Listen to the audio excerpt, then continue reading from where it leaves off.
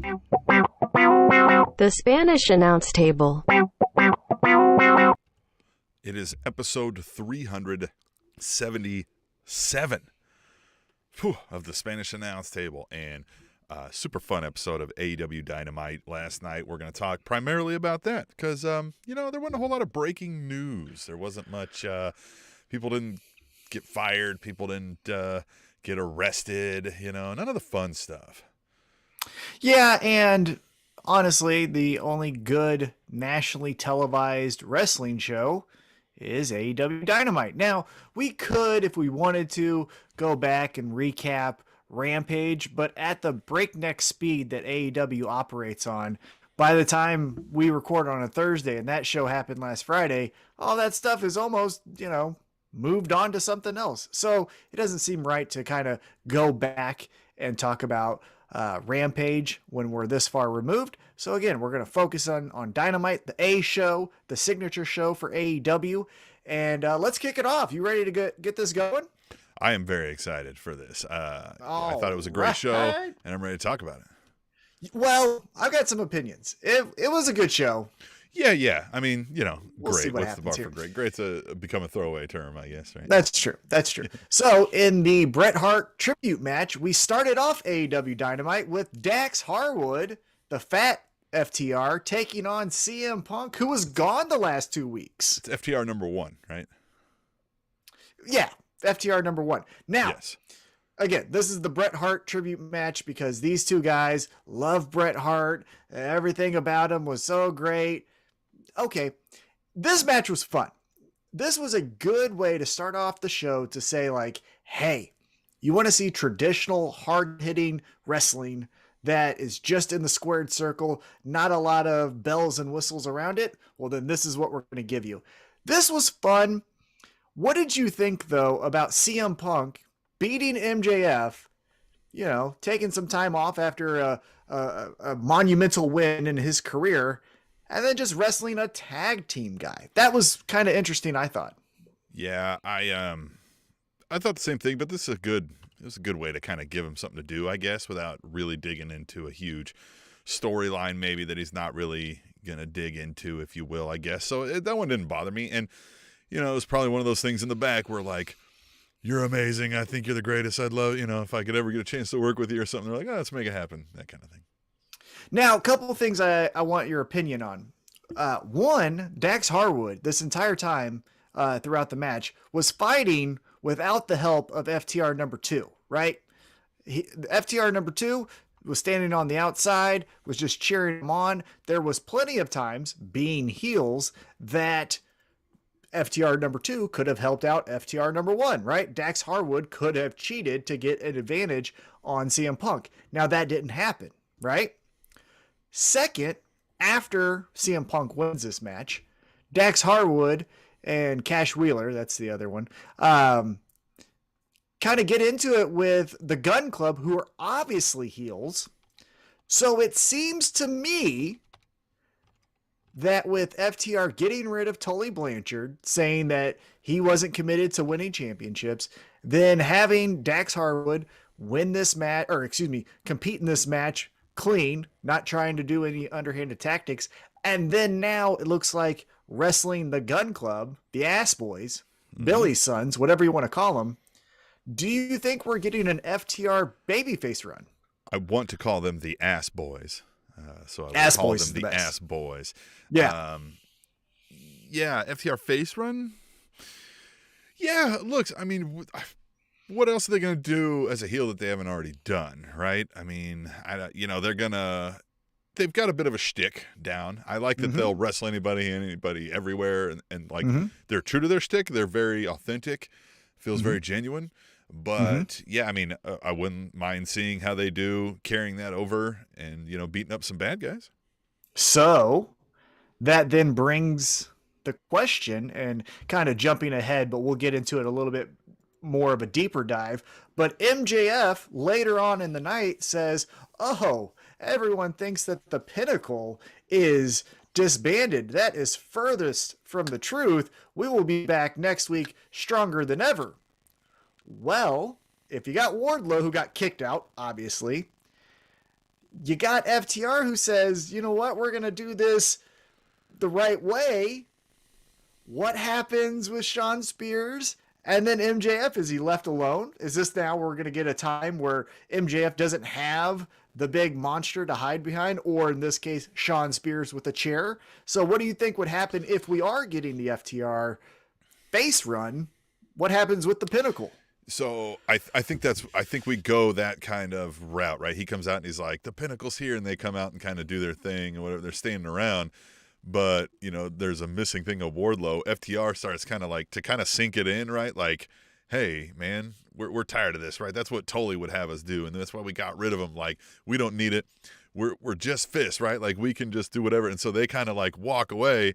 And then Spears is just kind of left there. Like, you can keep Spears as a lackey for MJF, right? But, like, then it sinks in like he doesn't got help, right? Like, Wardlow comes out and he easily beats up the two of them, you know. Or, you know, and Spears you can kind of slowly distance yourself from, I think. But, like, I don't want to see a face run out of Spears, so I don't see him, like, walking away from it. But maybe he just gets beat up so fucking bad we don't see him for a while.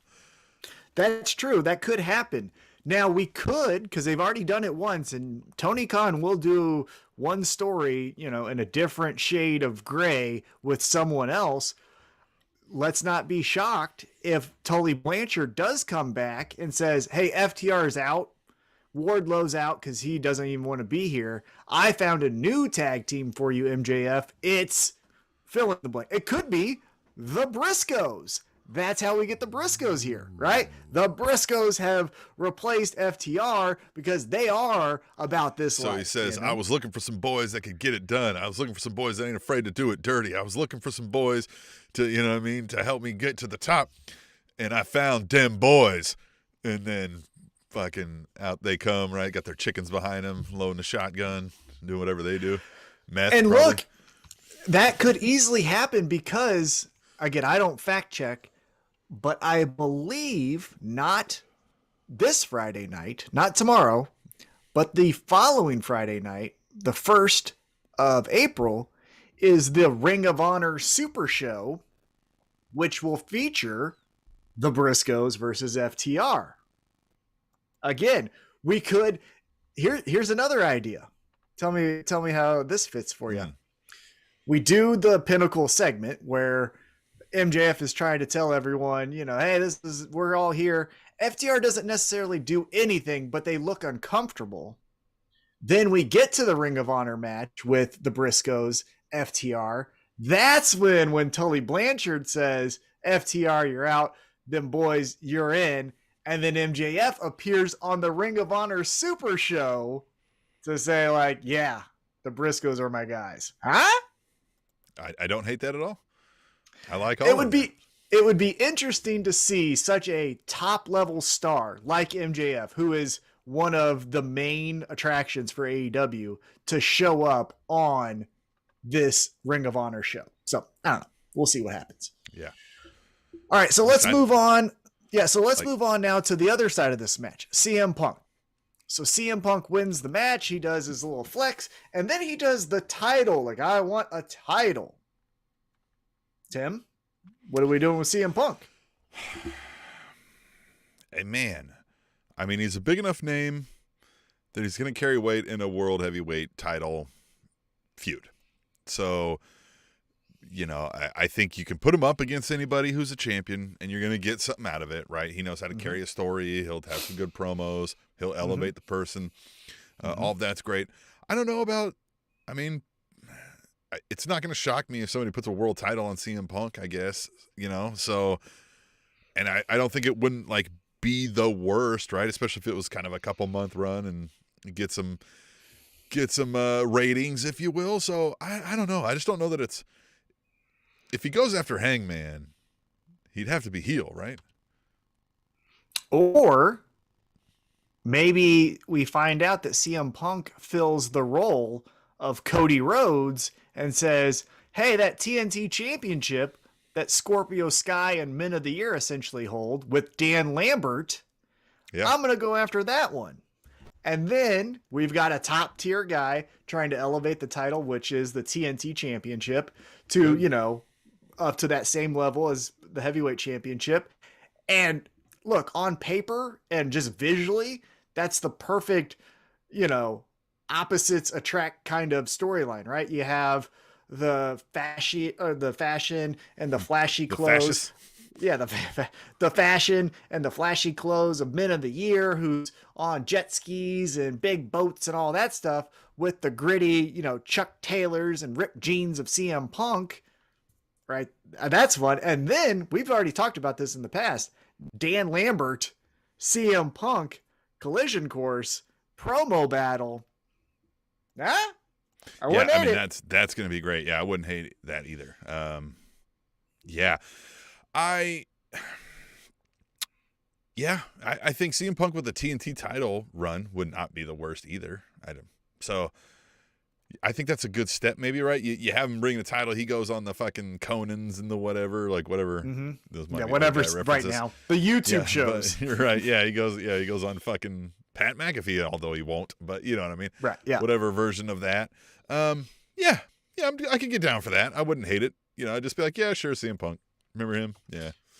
Well, because him losing that title could then go into his next feud, and then after that feud, then could take us to that world championship, and then he could say, all I need is the tag team championships, and I'm the first Grand Slam champion in AEW history, right? I mean, that wouldn't shock me either. I don't think he goes after Hangman, though. I think he'd be dumb because, and we'll get into my Hangman take here in a second. I think you actually have it pulled up for us when we get to it. But Hangman's over. And CM Punk, last time he kind of battled with someone who was over, didn't necessarily get all the cheers. Now, Eddie Kingston is a enigma to himself, but still, I think maybe CM Punk's going to say, let's not do babyface versus babyface because I don't really come out on top on those right now. Right. Yeah, I agree with you.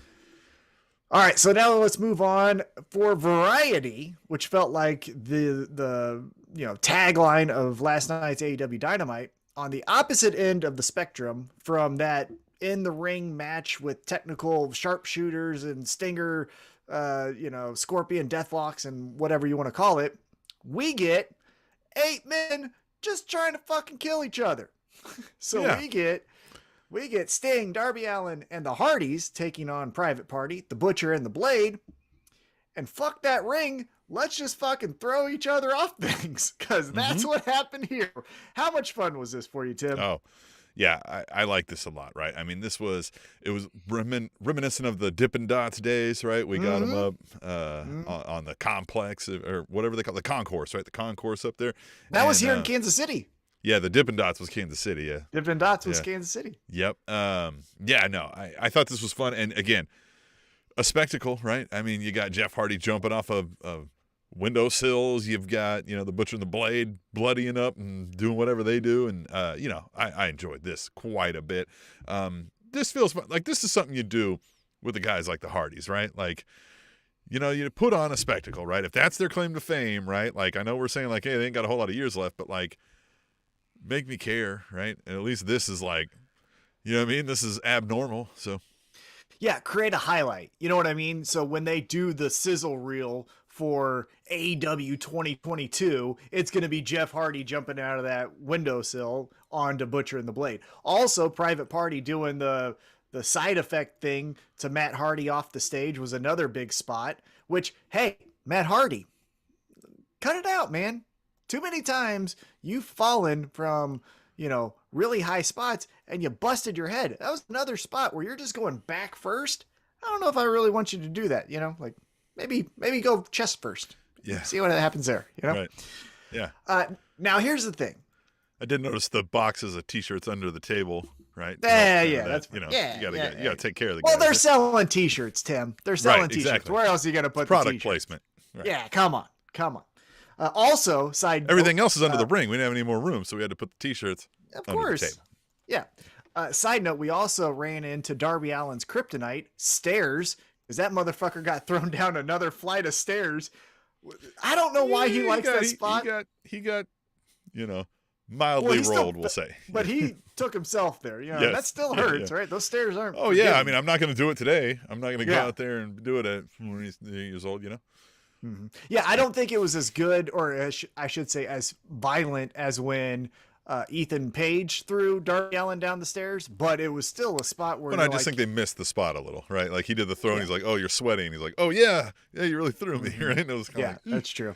Yep. So here's my takeaway though from this match. Again, we got all our fun shit in. Jeff Hardy jumps, Matt Hardy jumps, Darby Allin jumps, Sting jumps from the top rope. We all got the jumps in, right? But this Andrade family office, which was formerly the Hardy family office, you have to win. And I don't want to see down on the scroll that Private Party beat local jobber team. That shit don't count. You know what I mean? On TV, signature show, AEW Dynamite, I have to see one of these fucking guys win. Yeah. All they do is lose, you know? I do know. Yeah. It I don't get the Hardy family office thing. I didn't get the Hardy family office, and now I really don't get the Andrade family office thing. They just kind of, this is another one where it's like, oh yeah, well the story naturally led here, and it was like, yeah, but you never explain much of the first story anyway, so it naturally flowing here still doesn't make a whole lot of damn sense either. I agree. It feels better aesthetically with Andrade, who has all the money in the world, to have lackeys, right? Like that makes more sense than Matt Hardy, who just becomes whatever role he wants to become, right? Because are we saying that Matt Hardy's still making the same amount of money as Hardy Boys Matt Hardy, when or is it only when he's big money Matt does he make money? So yeah, is he little money Matt when he's broken? Is he broke? Yeah. Remember, we said he should be broke Matt Hardy, right? Like he should lose all his money. He should be broke Matt Hardy. However, yes, I still think he should do that because I think he can do it well.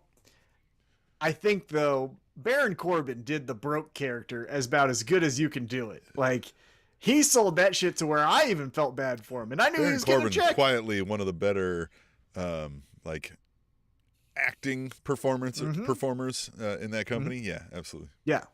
So, I mean, yeah, of course he could do it, but I don't know. Maybe not. But yeah, so Sting, Darby Allin, Hardys get the victory. Andrade family office just fucking sucks. So there you go. After a commercial break, we get back into the ring and we get violence on young talent. Violence. We got Bryan Danielson and Jon Moxley stomping a mud hole and the Varsity Blondes. Now, this is we're building to what we're doing here with Jon Moxley and Bryan Danielson. So this is step 2, right? They took out the best friends. Now they took out Varsity Blondes. Varsity Blondes. What did you think, though, of this whole match and presentation? So the match, fine, right? Like that's perfect, right? You're gonna beat up on some of these young kids, which is what we've said. The post-match speech from Moxley got me a little perturbed because he's like, anybody that thinks they're gonna step up, blah blah blah, whatever. It's like, you did that last week. What happened to that guy, right? And I know we got a little bit of a continuation of that story later, but at the time we didn't. So I was like, are we just glancing over the fact that somebody did think they were able to step up and like, are we going to do anything about that guy? Like, what's happening there? So I think I liked it, and I was like, okay, but I guess they got to get there, right? We got to get in that part of the, where they actually tell the story to kind of get to some of the, you know what I mean, the cresting moments and stuff. So I think this is just putting in work, right? Let's beat somebody up. Yeah. So let's put a pin really quick in Jon Moxley, Bryan Danielson. I want to get back to that. The other half of this match was the Varsity Blondes with Julia Hart. And Tim, Julia Hart. Just what do you think? We've got a tweet that we want to bring up. So Tom does great work live tweeting during the AEW Dynamite. Join us there at Table Show. You can use hashtag Tweet the Table anytime throughout the week, and we'll read some of those right here on the show. But if you're playing along with Tom and chiming in, you might get read on here also. And Tom had said, pull the trigger on this Julia Hart angle. At this point, what are we waiting on? Hashtag AEW Dynamite. And at T3J2011 says, that's what I'm saying. And I mean, yeah, what? I don't get what we're doing here. We've established it, right? She's weird now. She's a little sulking. She hadn't been right. But, we haven't seen, they keep mentioning, but we haven't seen the Kings of the Black Throne, House of Black, whatever the fuck, the 14 different names. We haven't seen them connected to her since. Like, we haven't seen them around. We haven't seen them fucking pissing off the Varsity Blondes. Like, we're not getting that. And I mean, like, yeah, I guess you could say we got some here, but man, you gave us the crumb for this one. Also, I think, I like the idea that if you get misted in your face, you become something different, right? Pac got misted. He became something different. Penta just changed his whole fucking name and gimmick. He's now the goddamn Lucha Devil, apparently. And Alex Marvez is, the worst theater actor possible standing next to him. But with Julia Hart, like, explain why you have the patch and everyone else has, like, moved on, right? Pac doesn't have anything anymore. He's walking around. Now, again, Penta has a mask on, so he also has a patch. But, like, Julia Hart is the only one that's still, like, showing an effect from the mist that happened during World War II. Like, what are we doing with this? Yeah, I think you could explain some of that, or just that, like, it affects some people worse than others, right? And then that's who he, like, focuses his prey on or something, Well, and again, like, this is where we could utilize some of those secondary shows and then mention it on a Dynamite or Rampage, where the Varsity Blondes, on Elevation approach Julia Hart and be like, hey, all the doctors have told us that your eye is fine. You can take the patch off. Like, you're okay. And then it becomes a crutch for her, and that's how she lashes out at whoever, Varsity Blondes, or joins the House of Black, however you want to do it. But all we're really getting is just moody Julia Hart still wearing an eye patch that we don't know if she needs or not. So I don't know what we're doing with Julia Hart. And also the Varsity Blondes to a larger extent, because, again, cool, you played college football or high school football, whatever the varsity team you were on. I don't know, but not the best thing. So anyhow, they get stomped out. So let's take the pin out of the Jon Moxley, Bryan Danielson. So they win, obviously. You mentioned Jon Moxley cuts a promo. Now, I want to get your opinions. The Blackpool Combat Club. What do you think of the name? Yeah, that's fine. You don't normally associate Bryan Danielson. It's hard to shake that name. Bryan Danielson and Jon Moxley with England and Blackpool. But I mean, it sounds like it's a legitimate name, right? Like, if I heard that, I'd be like, yeah, that's where some fights happen. Well, so Blackpool is the hometown of William Regal, and if William Regal is going to be the leader of this combat club, I get that. Yeah, again, sure. I think it's been alluded to, but maybe not said directly. But I feel like they've both said, hey, we've been to the places that William Regal has been and learned from him in his element, right? Like, I think that's what we're saying. So maybe they have both been to Blackpool. So obviously that's where they learned how to become who they are. So it's the Blackpool Combat Club. I like the name. I like Combat Club. You don't typically hear that portion of any type of faction. So that's kind of cool, because that means it can be 100 people or 2 people. It's just a club, right? So it's a club. Like, it doesn't have to be a number. It's not a trio. You know what I mean? Like Sam's Club. Exactly. Yeah. Just like Sam's Club. Just like it. So let's get into Wheeler, Utah, because I want to tie back to what Jon Moxley said. Wheeler, Utah, and Trent basically were like, hey, nah, we're not best friends. Everyone's here is best friends except for us. We don't like each other. And Trent kind of says, hey, man, these guys trained you. They're putting their neck on the line. And here you go playing, Star Boy, playing paparazzi guy, running back in the ring, trying to get an autograph from William Regal. The fuck? So what do you think's going to happen with Wheeler, Utah, with this whole combat club best friends angle? I think this was exactly how you got to play it, right? Like, they're like, hey, what the hell, man? These guys, what's your deal, man? Like, what, you're trying to leave us and go hang out with those guys? And he's like, I mean, look, yeah, we're friends, man. And they're like, best friends. And he's like, yeah, sure. You know what I mean? Like, I get it. Like, we're friends, but, like, this is business. And I got to get in the business of combat if I'm going to be, you know what I mean, in combat sports. And they're going to be like, we haven't shown you good enough, and he's like, Yeah. You know what I mean? Like, apparently not. And that's where it's going to be interesting, because I like the line that Willie Yuta said there, where he said, "Hey, I'm not trying to be a best friend. I'm trying to be the best wrestler." And then he walked off. Ooh, which, well, right now, that means John you're gonna get beat Moxley, up by the Bryan Jericho Danielson, Appreciation though. Society. Yeah. If you're a wrestler. Here's the other thing, though. I want to point out: have fun at home, or if you're at the show, have fun watching this. But John Moxley and Bryan Danielson, I do think are friends. I think they texted each other, had probably long conversations on the phone, especially when Bryan Danielson's considering whether to go to AEW or stay in WWE, right? I think they are friends. However, they have no chemistry outside of a match. Watch when they like try to like high five or half hug. They don't know what they're doing. Yeah, because they're not hanging out in the same awkwardness. circles, right? They are associates that like each other. I think, you know what I mean, the professional friendship, but like these guys aren't, you know what I mean, when they're riding the car together, they're not like, hey, like one's like, you want to go to the strip club, and one's like, oh, you want to go to the farmer's market, you know what I mean? Like they're not running in the same circles in that regard. So yeah, I don't think it comes across, but that's fine, right? If it's just a, you know what I mean? They can even play it as like, listen, I don't dislike you, but like I don't really fucking think you're all that fucking great. But like, you know, if we're gonna fight, then let's fight, right? Like let's do it. Now, the other thing that John Moxley said that you had touched on is, hey, if you want to join this club, you're gonna have to do it the hard way. So I like John Moxley and I like Bryan Danielson.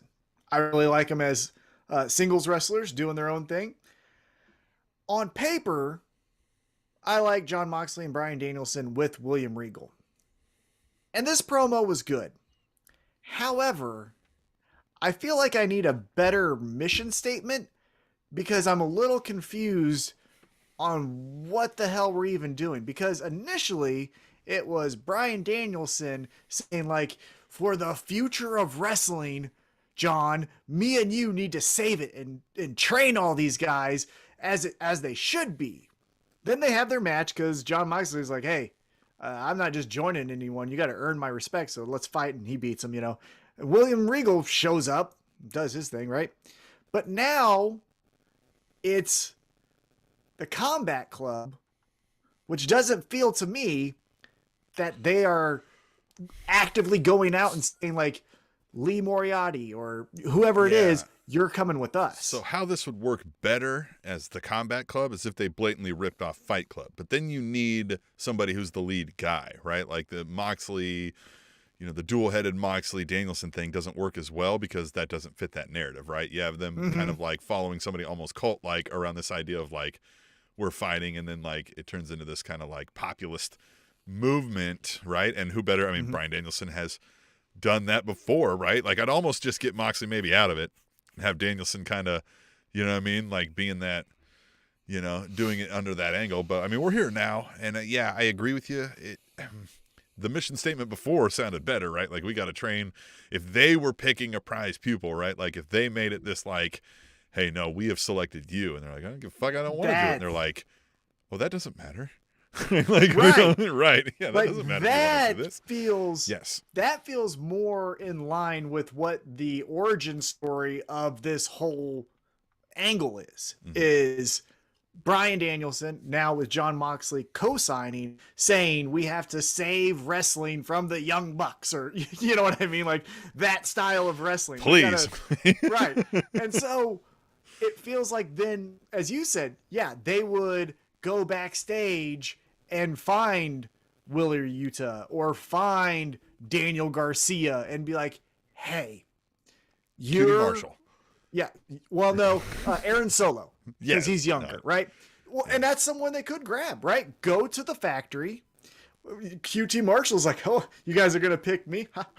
And they just sidestep them and say, Aaron Solo, come with me. And then Aaron Solo's like, wait a minute, what? Like, no. Or Nick Camarado. That would actually be a better fit. Nick Camarado or Anthony Ogogo. Actually, they'd all be fine. Anthony Ogogo would actually fit because that's a blend of the traditional fighting arts that Bryan Danielson has, but then the I'll knock you out with one punch that kind of Jon Moxley represents. That would actually be the best. Yeah. And hey, diversity. It wouldn't just all be a bunch of white guys. Anyhow. But yeah, it feels like they would go backstage and say like, we have selected you. And then it's up to them to say like, cool, I'll come, or I don't want to. And then that becomes well, Friday on Rampage, Jon Moxley now has a match with you. I'm like, what? And like, yeah, so we're going to fuck you up. You know what I mean? Like, that seems a little bit, and maybe they do it, but it just didn't feel like that's what they said on Wednesday night. So, I don't know. Yeah, I don't know either. Yeah, look, I don't hate where this thing is completely right now, but yeah, exactly. It's also not my, it's also not my favorite. It's just some people I'm seeing online, when we're doing our live tweeting, because you also do it at Table Show on Twitter. Oh yeah. Some people I see, say something to the effect of like, this is the best thing in wrestling. And I'm not there yet. That's all I'm saying is it could be, but the best thing in wrestling was up next. So after the commercial break, we had MJF and Shawn Spears walk out. And this was a, mid, as he calls it, mid promo that he gave until it wasn't. And then he's talking about how Wardlow's mom is a whore and he's going to crucify Wardlow like Jesus. Piss on his grave and shit. And like pissing that. on CM Punk's grave. Like, you think he pulled that out because he was like, here? this promo ain't. Yeah, you think like mid promo he was like, all right, I know how to get him. I mean, this took, because it started off with MJF just saying Wardlow is a pig, right? Yeah. He was trying to associate Wardlow and pig because I don't know. Which is interesting. I didn't think that was it. Yeah. Yeah. But then it went into like, I'm going to crucify him. And by the way, CM Punk, when you die, I'm pissing on your grave. Fucking what happened there? So Wardlow comes out. I want your opinion though. This is actually pretty interesting because again, we're doing the whole MJF has the contract of Wardlow, and MJF said, hey man, I'm going to keep paying you, but you're not coming to the shows. I'm going to keep paying you until they forget about who you are. That is pretty interesting. Yeah. No, I thought that was smooth. I like that line. Yeah, I like where he went with that. Yeah, the promo, that stuck out to me as well. I was like, I was kind of like, this piggy thing ain't going anywhere. And then he kind of like, you know what I mean? Just threw some fucking darts that I was like, ow, whoa, man. Can we say that on TV? Yeah. It got real quick. You know what I mean? So Wardlow comes out. Security was obviously there. Security pushes him back to the back. And then that's when MJF makes the comment that, hey, the Pinnacle's not done. We've actually never been better. We'll see you next week. And I'm very interested in that. Because, again, I think the seeds have been planted for FTR to turn babyface. And if that's true, that don't align with MJF and Shawn Spears. So we'll see what happens there. It'll be interesting to see what happens there. And then after that really fun promo, and then again, we talked about best friends Will or Yuta do their thing. We get back in the ring. Jay Lethal and Adam Cole reunite in a matchup they've had for the last 10 years, it feels like. And this was, again, another different style of wrestling, right? It wasn't the 8-man tornado where we're going to fucking jump off everything, but it also wasn't the technical, hey, I'm going to counter your sharpshooter with a Anaconda Vice. This was I'm going to bounce off the ropes just to do a cutter, and here's my knee upside your head, and kind of more modern wrestling. I thought this was a good change of pace. However, Jay Lethal. What are we doing with Jay Lethal? I don't know why we have him here. Yeah, I really don't. And I think with ROH coming back, maybe he's biding time. You know, I feel like that would almost be, I don't know if concession is the right word, but it almost feels like, hey, I failed at AEW. I left before I even started. Because honestly, the only thing that I've seen him do is challenge for the TNT Championship, and then challenge for the FTW Championship, losing both of those matches, and now kind of just hanging out, wrestling guys he's wrestled before. Yeah. So, yeah, I think he's getting lost in the shuffle, but I think if he went back to Ring of Honor, that would be kind of the white flag of like, I want to go where it's safe. Everyone liked me over here.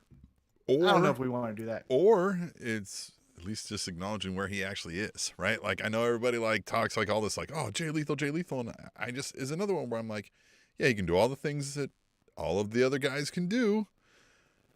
Like, the thing that he did better than anybody else above that stuck out above those was impressions. And that's what I kind of, so full disclosure, I don't know the career of Jay Lethal in Ring of Honor that well. I know he was a champion. I know he was a top guy for a while. I don't know what that character looked like or sounded like. I remember his character in TNA being the Ric Flair Macho Man impressions. And I honestly felt like when he came to AEW, it was going to be the, oh, you motherfuckers need to see the Ring of Honor Jay Lethal, and then you're going to love it. But he immediately went to the, ooh, dig it. And it's like, man, nah, like that was 12 years ago, I think, or 10 years, something like that. Yeah. And that just felt like man, here's your opportunity to reinvent yourself in a new company and show why you were the man at the last company. And instead you punt and just do the safe option of coming out to a Macho Man ripoff and kind of pointing your finger a couple times. So yeah, disappointing so far from Jay Lethal. But on the other side, we get Adam Cole. And Adam Cole gets the victory in this matchup. And he's going to continue his feud with Hangman Adam Page. And here is my biggest criticism of the show and AEW as a whole. And Tim, I think you have the tweet up. Is that correct? Probably do, yeah. Which one are you talking about? We'll have you pull it up and then I'll give my rant here in a second. You talking about the show a stacked one? No, didn't you pull up the Hangman and Adam Page tweet that I said? Yes. Yes. Yeah. Yes. All right. Look at that, on the fly. So you said here, this show is stacked, but I need more cowboy shit. Let's not forget he is the champion, hashtag AEW Dynamite.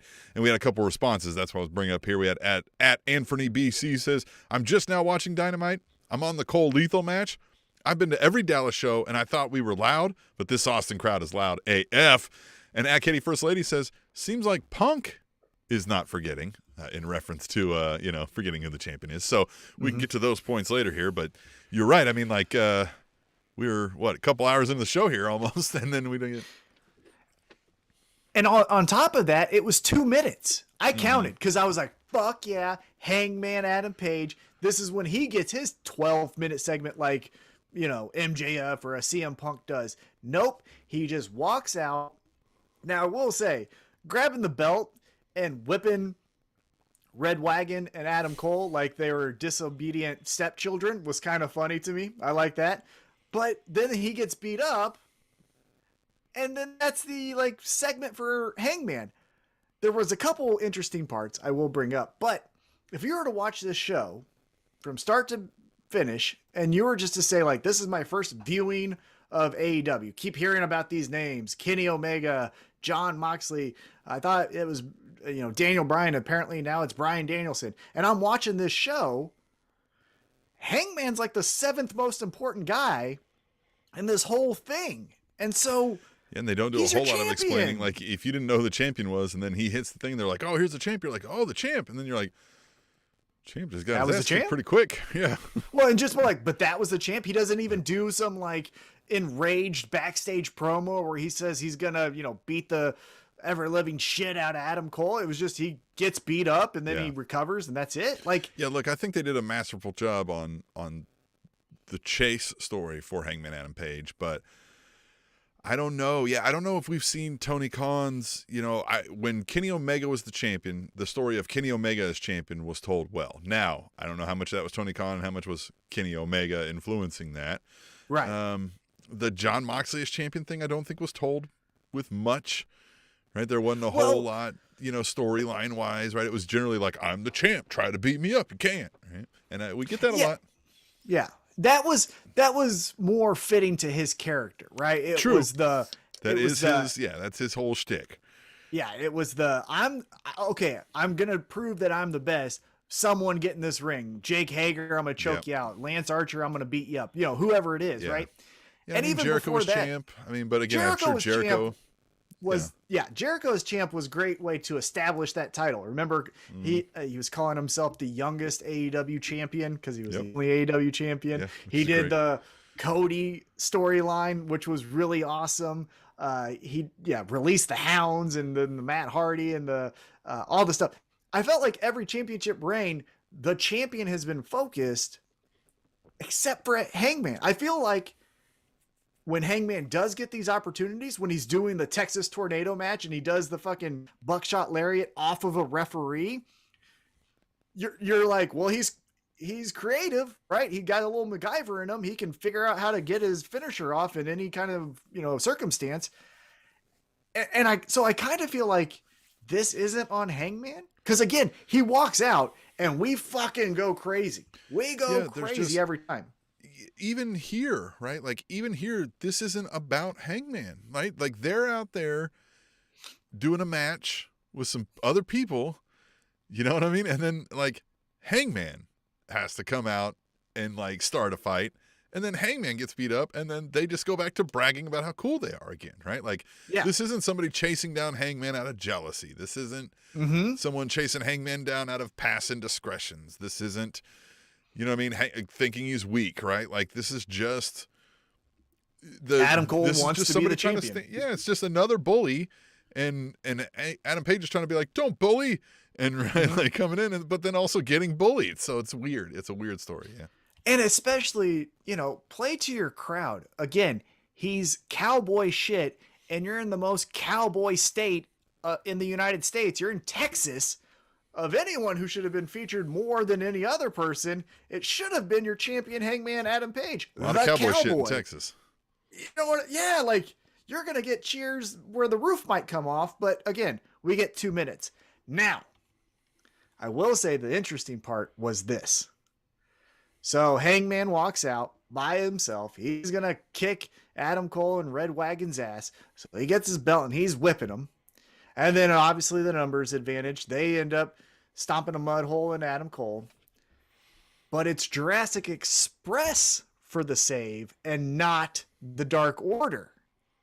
Do you think this was just, hey, it's because we teamed last week? Or is this Dark Order saying like, get your new friends to handle this guy? I wouldn't hate that if he's like, oh, guys, man, like, missed you out there. Could have used some help next time. And then been like, oh, well, we had a match coming up and, we were focused on that. And, other times we're looking for you. You're not around.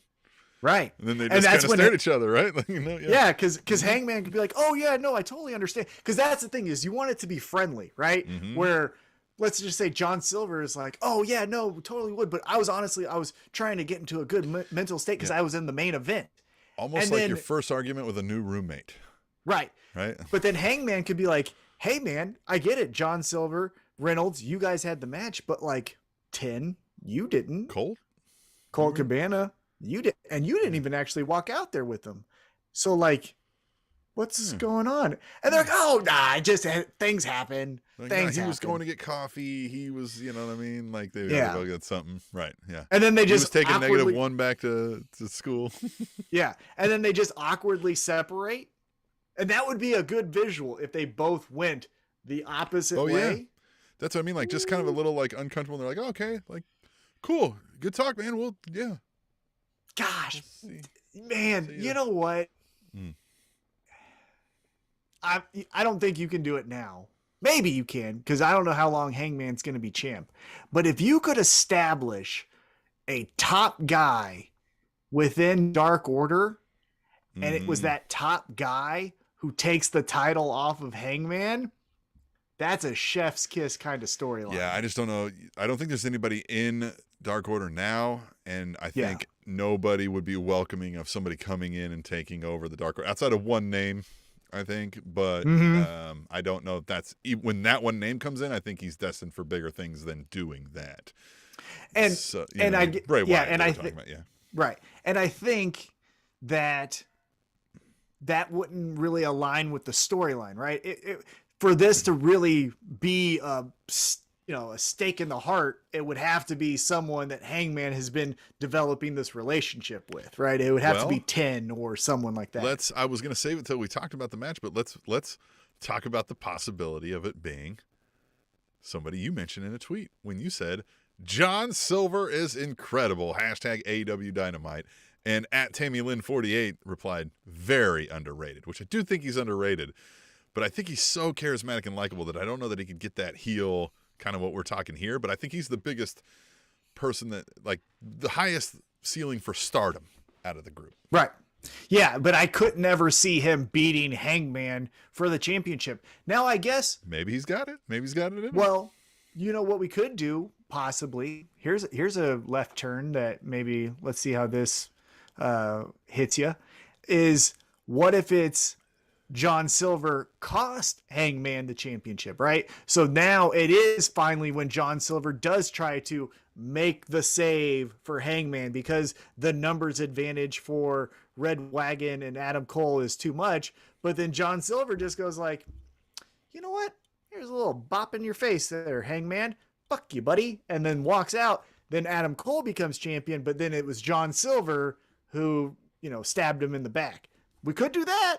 Love it. I wouldn't hate it. Could do that. Yeah, we'll get to the main event. We'll get back to that in just a second. But let's get into the dumbest segment of the night. Tony Schiavone's in the ring with Sammy Guevara and Tay Conti. And they're trying. I'm not saying they didn't try. It was effort. It didn't come off great. But they're saying, yeah, where's that? We're great. We love it. And essentially, long story short, they say Paige Van Zant versus whoever the fuck else in a mixed tag match ASAP. Let's do it right now. Even though we're not dressed, let's do it right now. Lambert walks out with the Men of the Year, says that Paige Van Zant in her contract doesn't need to go to shit towns like Austin. I think it was in Austin. So she's not here. And the whole thing is that, like, Sammy Guevara jizzed on the belt.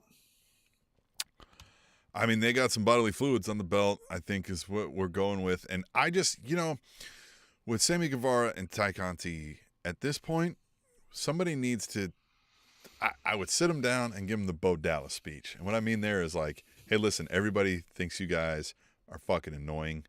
And all you talk about is each other and how you're like fucking and like, you know what I mean? Like how even, like no shame about it, even though like it has some kind of past connotations people don't like. And so lean into that. Let's turn you fucking heel.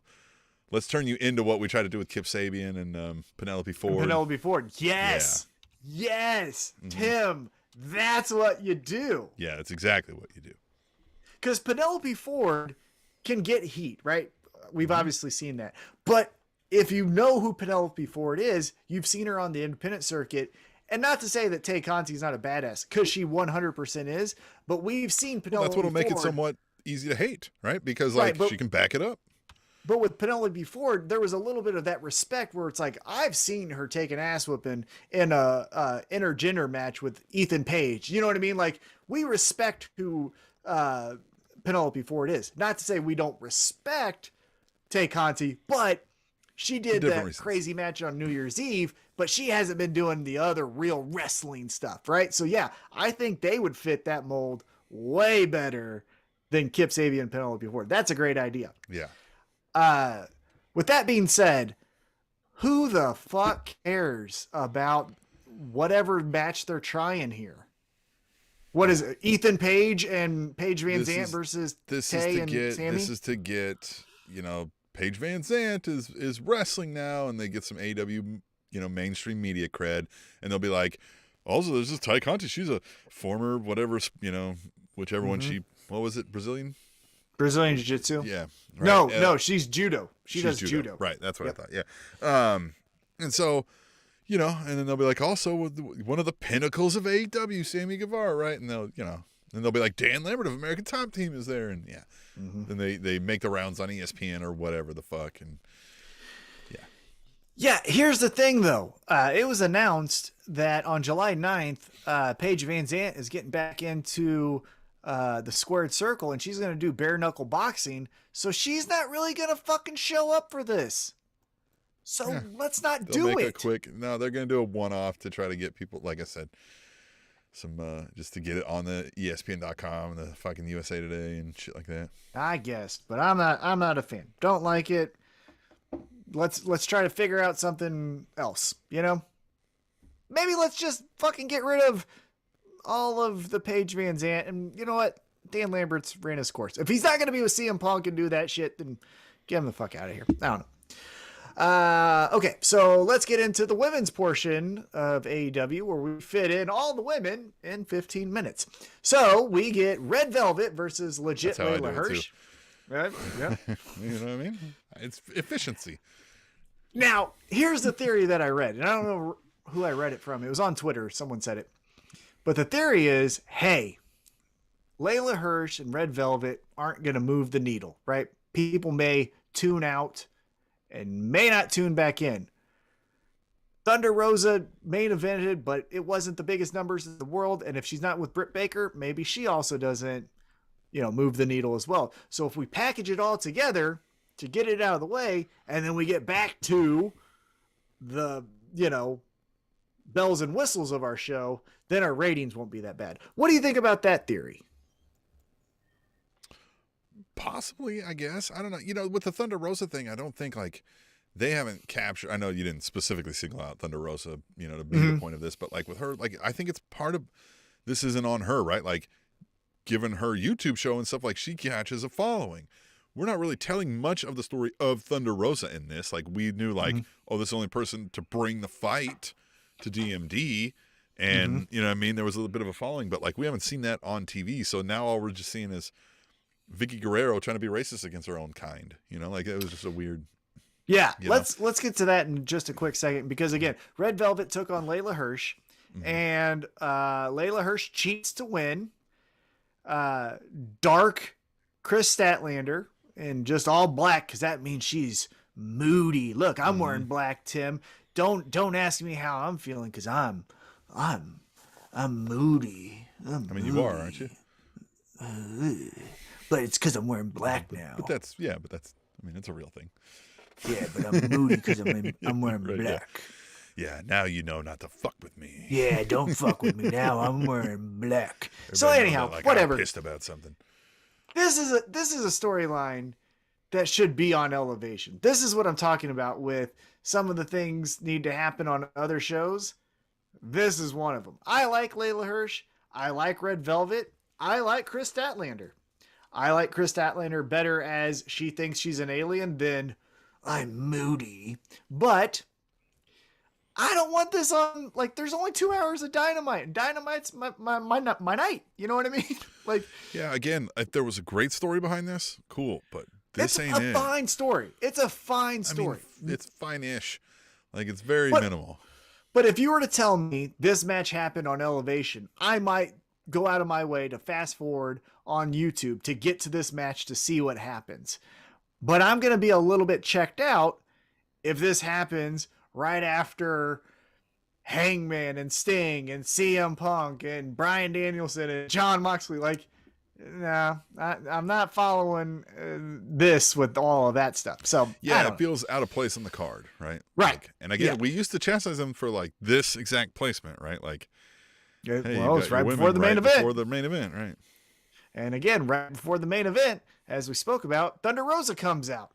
And Tim, death, taxes, and if you become the AEW Women's Champion, you will wrestle in your first feud, Nyla Rose. Yeah, it's we got to get a big challenger. It's well, who's a big challenger? Jade Cargill? Oh, we can't do that right now. Well, who's the next big? Nyla Rose. Yeah, all right, fucking, yeah. But it's legitimately been... So Rio was the first women's champion. Her first feud, Nyla Rose. Now Nyla Rose becomes champion, and Hikaru Shida beats her. Hikaru Shida then has to beat Nyla Rose in a rematch. Then Britt Baker becomes champion, and in her first feud, she has to beat Nyla Rose, because remember the cheeseburgers for the celebration? That's how it all started. Yeah. And now Thunder Rosa is your champion. And Vicky Guerrero is racist, apparently. So, So what? weird. Yeah. What? I don't know. Tim, what are we doing? I don't know what we're doing. I don't know what I expected them to do, I guess, but this probably wouldn't have been what I would have drew up. This is where let's bring back a Penelope Ford. Let's bring back Mercedes Martinez, who says like, hey, pal, we had some fights. Now we're friends because fuck Britt Baker, but now you got a championship and I want that championship. And there you go. Or even a crazy bunny, right? Like, can't we? Yeah, like Bunny just, does a little stare. Yeah. And Butcher in the Blade corner her in the back, Right. you know, and They're then all Bunny bleeding just from goes the like, eyeballs for some weird reason. yeah, but and this isn't a diss on Nyla Rose. I like Nyla Rose, Yeah. but she's also kind of like the Andrade family office, where it's like the only time I see her on TV is her losing to someone. I feel like she also fits. They did the same thing with Lance Archer, right? We established Nyla Rose and the character very well, but we haven't done anything with it, and we just keep doing the same. You know, it's the Hogan Must Pose version of this character every time we see it.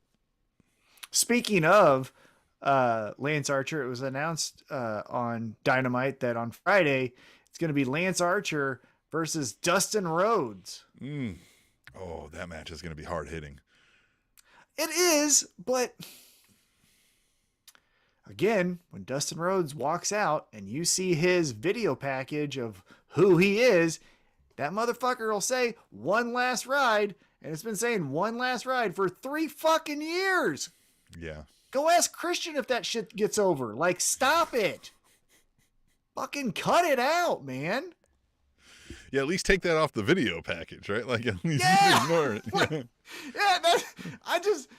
I mean, it is one last ride. It's just a long it's ass just ride. uninteresting. But it's just uninteresting. It's a go nowhere mid-carder who's gonna lose to Lance Archer, who's also a mid-carder going nowhere.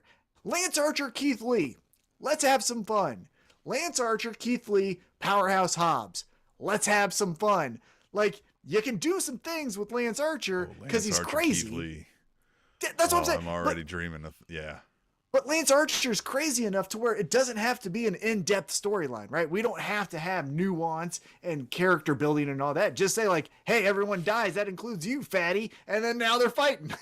You know what I mean? Like, that's all we need to do. But Dustin Rhodes? He's fat! He's fat! He's exactly that. But, you know, Dustin Rhodes. Like, yeah.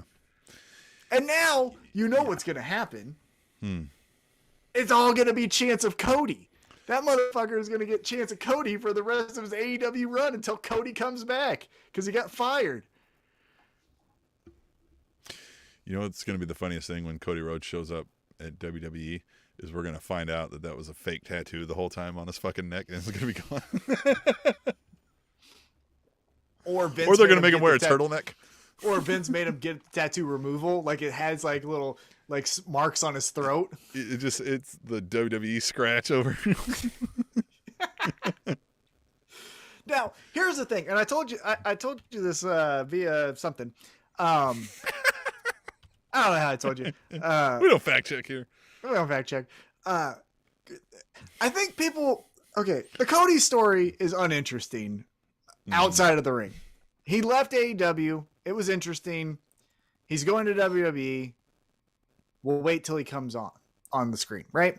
But until then, all this other stuff, he isn't. That's not interesting. The thing that people, I think, forget is this guy did another television show on TNT, PBS, whatever the channel is. And when you're on a cable network, typically you have a non-compete to where then you can't be on another cable network. So when the Go Big show is done, that's when he can go to Raw. Like, his AEW contract's up, but the fucking Go Big show is still airing. And until that season finale happens, he's not showing up on USA because Turner is saying that's like Snoop Dogg can't go to Raw right now because of that, or whoever it is, T-Pain, Snoop Dogg, whoever. Yeah, whatever. Burt Kreischer's not going on USA, right? Like, there's contracts of the other show that I think everyone's forgetting about. That, like, well, why isn't he on Raw? Reality show still going? Is that a thing? I don't know. Who knows? Jesus Christ. But the Go Big Show is on television as a best practice. What they do is they say, hey, we don't want you on a rival network, which is USA. So until this show is over, you ain't going over there. And then he can show up on Raw. I think that's what people forget. So just fun TV fact for you there. Anyhow, fuck Dustin Rhodes. He's a good guy, but like his character's stupid. That's what I'm not super interested in the story. His character's the worst. Now let's get into the main event. So we talked about the Dark Order. Again, John Silver is awesome. Gets the Cesaro hot tag, which again, Cesaro, maybe do something different. But Chris Jericho, Daniel Garcia are on the other side of this match. And I want your opinion.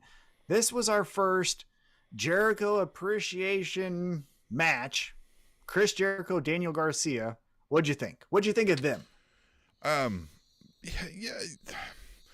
Honestly, like, I don't hate this grouping. I kind of this should have maybe been the Inner Circle to begin with, maybe. You know what I mean? It feels more Inner Circle-ish, right? It feels more like, what was that show with fucking Wahlberg where he had the crew of folks, whatever that. Entourage. Entourage, yeah. It kind of feels that way. Like, I like their promo enough earlier in the show, right? I can get behind these names for the 2.0 guys, even, right? The cheesiness of it. So I don't hate it. I like Daniel Garcia being like fucking flexing at the end, all fucking like 120 pounds of him. Just, I don't hate that. I just, I think it's the one thing that's holding me back is that I'm like, we did this. Yeah. We did this already. Yep. Now, the star of the whole faction is the 2.0 guys. And specifically, the square-faced, dark-haired one that loves the Chiefs. Magic Man, Matt Menard, or whatever the hell. Whatever the fuck his Mr. name Magic, is. I think. Yeah, Mr. Magic Matt Menard, I think is what it is. Because he's just a cokehead the entire time. Like, he can't stop when even other people are talking. He's like, you want a taste? Like, he's always fidgety. Love that guy. He's the best. And the other guy's great too. Like, he's really funny with just kind of being more of the straight man, but also really funny. Yeah. Now, here's my biggest criticism of the whole thing. Yes, it does feel like we've done this before. But my criticism from the jump, now that we've seen him post, we are announcing what we are, is you said you were in like sports entertainers, or what? They're not pro wrestlers. They're sports entertainers, right? Then like Daniel Garcia should be looking like Coco Beware. Like Jake Hager should be in fucking polka dots, kind of making fun of Cody, right? Like over the top costumes, major entrances, right? Like unnecessary. Like don't just do Judas. Like again, we all want to like that, right? Yeah. Like we still want to sing that. Like, which is crazy. That song's not that good, but we still want to like, you know what I mean? Yeah. Still want to get behind it. So I would change it all up, right? Like, and again, that's what they do in sports entertainment. Jericho should be like, he should be changing their entrances and their like costumes every week. He'll be like, no, we need to change. The ratings came in from Houston. Like they love this, and like just constant rechanging, renaming, redressing. All just of it. Over the top. It should all be total over the top. And then their in-ring style needs to change too. If you're sports entertainers, Daniel Garcia, rest holds, right? Get a chin lock and lay on the mat and just talk to people in the crowd. Every move they do, they need to like turn the camera and be like, hey, fucking like pose and fucking all the things. Yes, they should go. If you're gonna say if you're going to be sports entertainers, then Daniel Garcia can't be wrestling the same way that he has been. Or let them mumble about like which brand they're getting drafted. Like go over the top, right? Like just be like, what are you talking about? Yeah. Just now completely characterize it. If you want to have Daniel Garcia stay true to who he is, again, I alluded to, he's the guy I think that's going to connect the Blackpool Combat Club and Jericho Appreciation Society. you could still keep him that way. And that's when Combat Club comes over and it's like, hey, this guy doesn't seem like he fits. And then we get the war, right? Like that would be fun. Yeah. But everyone else, even Jake Hager, you fucking idiot. Like, you gotta be stupid as shit. I mean, you already are, but like, just let it out. You know what I mean? Come out, fucking paint your chest red, white, and blue. Wear a cowboy hat. Whatever. Do the fuck typical it is, big man stuff, right? Like, let's get him in a battle royal and have everybody team up and throw him out and have him like slam the thing. You know what I mean? Like, just do all the cliches they do over there, and just do it all. Get Jake Hager in a handicap match against some little people and just have him do that, right? Bring in Hornswoggle and some friends and have Jake Hager be like, oh, look at me. Like, that's the stuff you need to do. Oh, yeah, like Jericho needs to make stipulations where like, and after we beat you, we're going to pour dog food on you. Like, just do all of the things, right? Like all of the things. You want revenge? You want this phone? You want this phone? Phone on a pole match. It's a phone on the pole match, you know? Like that, right. That's the stuff that we're looking for out of this. Because if it's, hey, we're just tough guys and we're going to beat up pro wrestlers, man, that sounds like Inner Circle. That don't sound like anything different. So I thought, so that was the end of the show. It kind of fell a little flat because Jericho and Daniel Garcia get the victory and then we roll credits. So, what'd you think though, as a whole from this episode? Yeah, again, I thought it was a solid show. You know, it is in a new era, right? They're transforming into different stories and kind of moving on from old ones. So I'm just kind of watching it with a hopeful eye on some of these. I think we've identified some that are, you know, iffy, but you know, hey, what are they gonna do? They're gonna roll out there and give it their best. So we'll see what happens with it. And and that tweet that you read from me on our Twitter account at Table Show, this was stacked and we didn't even have everyone's favorite pro wrestler on it. Eddie Kingston was not on this episode. Santana and Ortiz wasn't on this episode. We also didn't get a appearance from well, we kind of did, but we didn't get the full appearance. Right, but he wasn't. Yeah. But we also didn't get Miro. We didn't get Kenny Omega.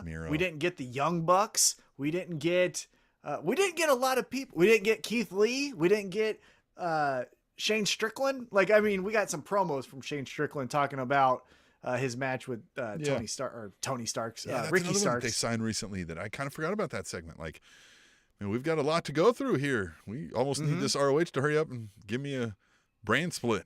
Let me see. Yeah. Wouldn't hate it. Also, Tony Khan, as you are watching the show and then you're going to listen later, get some help, man. Not like mental help, but I'm saying like booking help. Because we're available. Did you see the shit we just came up with for Jericho? I just thought of that 2 minutes ago. Yeah. I'll get you a Hornswoggle versus we'll write some Jake shit for Hager. Magic Man Matt Menard here. Oh yeah. Come on with it. But if you're going to book AEW and Ring of Honor, hey man, all the stuff you've been writing so far has been top notch and I've loved it. But if you're going to stretch yourself out that thin, that don't serve AEW that well. You know what I mean? Or it doesn't serve Ring of Honor that well. And so that's why hey, we're here. Reach out. We'll be here for you, Tony. Yeah. We're better than whatever was right in ROH before, right? It was Delirious. Delirious was the booker of Ring of Honor since 2010. Did you know that? I did not know that. And then before that, you know who it was? Makes a lot of sense, though. But do you know who it was before Delirious? It was Adam Pearce. Oh, it was Adam Pearce? Mm-hmm. That makes a lot of sense, sprinkling some Gabe Spikolsky or however the fuck you say his last name. He's the one that started it. And there were some other people. I know someone's going to be like, oh, but in 2009, it wasn't. But then from 2022 into the future, it'll be Tom. I will write Ring of Honor. I will give you fucking handshakes and respect and all the dumb shit I don't like. I can easily write that stuff. But I can also give you fun. Handshakes and respect and all the dumb shit I don't like. I hate that. I hate when two baby faces fucking wrestle and then afterwards it was just like, good match. Fuck you. if you beat me, I'm turning heel. And if I win, I'm staying babyface. Like that's that how thing I works am. for a storyline and somebody breaks the code of honor, right? Like, but Yeah. when it's a thing like, again, it reeked to me of guys who believed a little bit too much of their own bullshit. And when we're talking about the people who really idolize that as far as wrestlers and performers and still bring it up, are kind of the people that I would say kind of believe their own bullshit. Yeah. Right? Your CM Punks, your Bryan Danielsons, for lack of, you know what I mean? For not, maybe not being the nice to him. Like, these guys also are like, yeah, but I am also tough and I am the greatest wrestler. It's like, okay, the moment you step into a cage with a real fighter, like, you're getting your ever loving ass kicked because you're not. You know what I mean? You want to go talk to CM Punk? Like, right. You know what I mean? Yeah, like, that kind of that's thing. when the shit gets real. It was always just eye rolling to me. It was like, honor and a made up fucking guys. Come on. Right? Like, well, I understand it's all made up and we're telling stories here, but like, fuck. But also, and not to end this episode kind of on a rant, but like, that is again what's off-putting to me in New Japan is that Tanahashi has the best fucking kicks. The other guy's letting him fucking kick him. It's not that great. And hey, control your narrative, assholes. This isn't real. We're gonna really shut the fuck up. Shut the fuck up. The funnest thing from last episode that I keep replaying in my mind is how you point out that rules number 1 and 2 are you're in control, and then rule number 5 is like you can't do these fucking no flips. Fucking idiots. You guys are so Who's in control stupid. here? You can do whatever you want, but except that. Fucking idiot. Except the moves that I couldn't do, and I'm mad that everybody likes. Yeah. And I get it. Hey, I don't like that shit either, man. Like but I was almost kind of like, all right, I'm kind of behind rule number 5. I don't need another fucking tope suicida if I ever fucking see one again. Like, right. like great, you renamed a dive. Cool. I don't give a shit. But you can't have rule number 1 and say, well, you can do whatever you want. Fucking idiots. God, we should do a watch along of that bullshit and just laugh at fake tough guys who can't throw punches going like, did you see my power slam? Yeah. Remember how bad Raw Underground was? That's what this is going to be. Yeah. God. Yeah. Control. And it's going to be, as much as I wouldn't have thought this was necessarily possible, it's going to be worse than Raw Underground. Oh, yeah, because it's not going to have the production value. Yeah, and it's not going to have a singular oversight. It's not going to have... Now, it might not have the shaky cameras that's going to make us sick, but, yeah, you're gonna get some bullshit here. Hey, let's quickly talk. I just want to get your feedback on one thing, WWE related, because we are on the road to WrestleMania. I took the exit. Yeah, so did I. Woo, there you go. U-turn. It's like a DUI checkpoint. Not doing that. Yeah, not gonna do that. Thanks for having your lights flashing from a mile away. Appreciate that. I'll fucking turn around. See ya. But Seth Rollins, what again, the rumors are, and everyone says it's Cody. However, are you at least entertained from this Seth Rollins can't get on the card, right? He tries to fight with Kevin Owens to get a tag match. That doesn't work. Then he tries to fight Kevin Owens. That doesn't work. Then he tries to fight AJ Styles. That doesn't work. Do you at least find that part interesting of this lead up? I mean, I do and don't. I mean, Seth Rollins is great, but I feel like, I know we say go over the top with some of these things, but I feel like this character, he's really trying hard to make this like a thing. And it's just a guy who, I don't know, nervously laughs a lot now. You know what I mean? Is a little off his rocker, and it just doesn't, I don't know. I mean, like, it's weird when it's the heel, right? Like, when it's the heel being like, I don't have a spot, I'm trying hard, and everybody's like, good, we don't fucking want you there, you know? Right.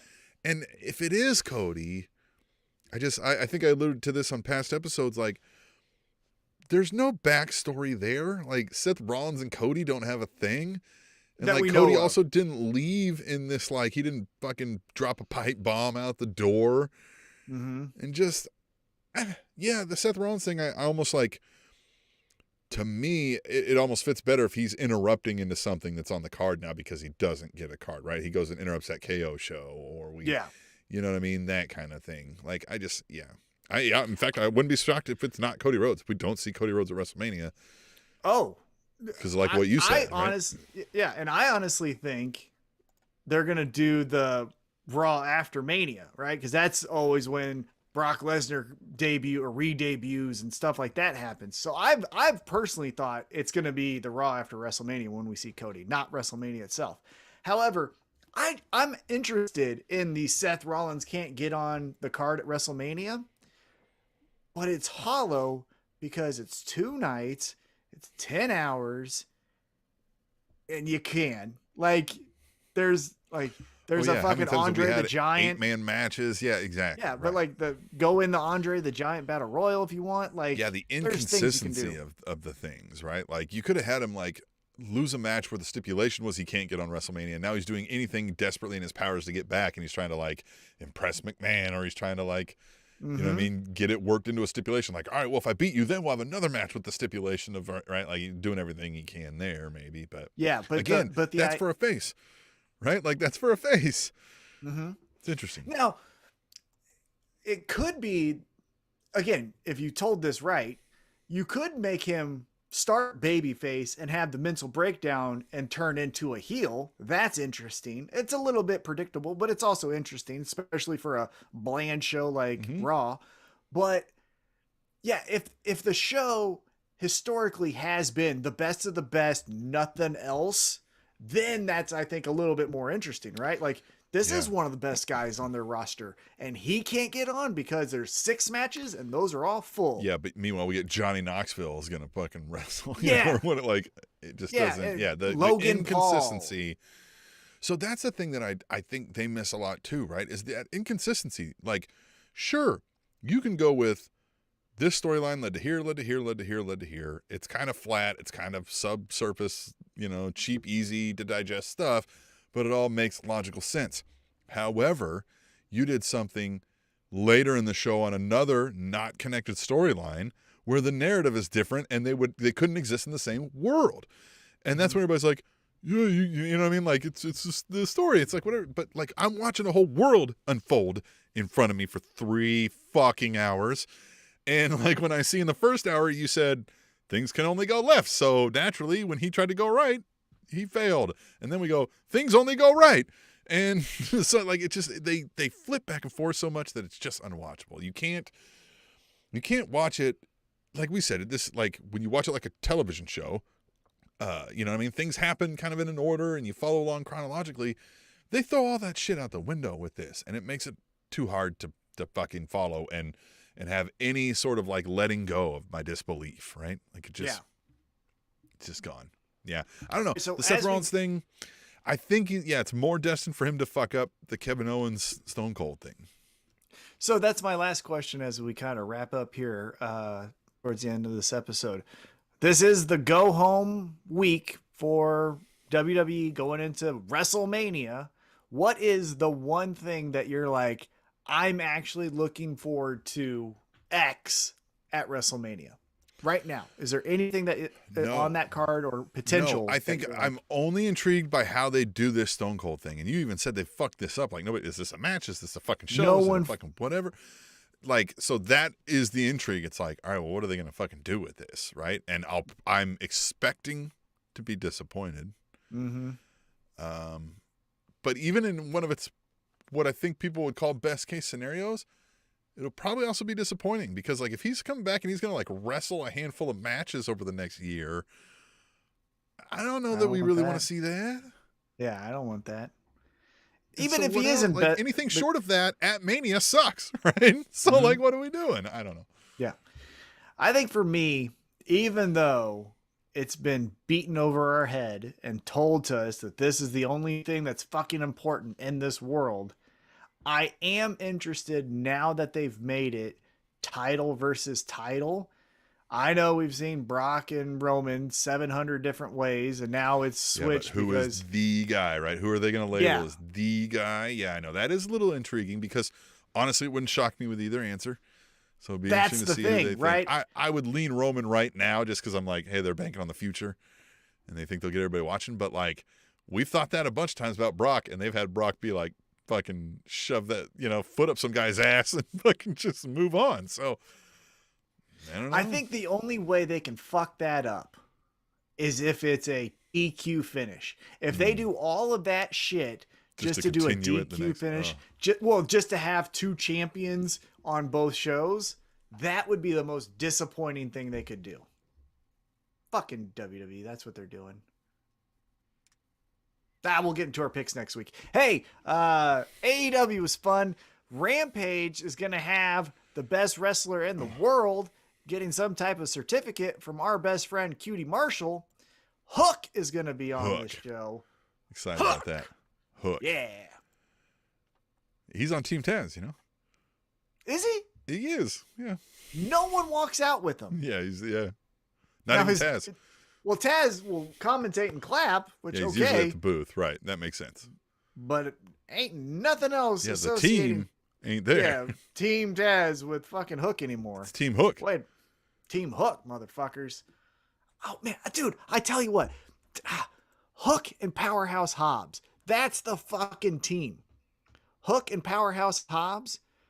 Tell me you wouldn't watch a triple threat match of Bryan Danielson, Jon Moxley, Lucha Bros, and Powerhouse Hobbs and Hook.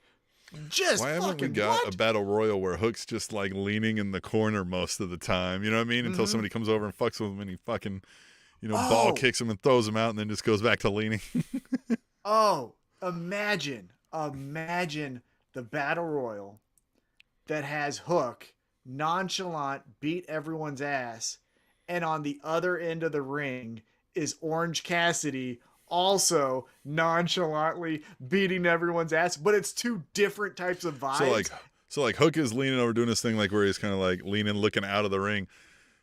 Orange Cassidy comes over and does the kicks while he's like looking the other way, and he just kind of like slowly looks back at him and he's like, the fuck? And then just like takes Orange Cassidy and throws him out. And then Danhausen curses him. Yeah. And then you get Danhausen to curse him. There you go. God, that would be so much fun. Book us! Make us writers! Hire us. All right. With that, we'll get out of here. We'll let you, give us a call. We'll work out the details. We'll tell you we'll tell you our salary and bonus and signing bonuses and all that. But until that happens, we'll see you right here next week on the Spanish Announce Table. The Spanish Announce Table.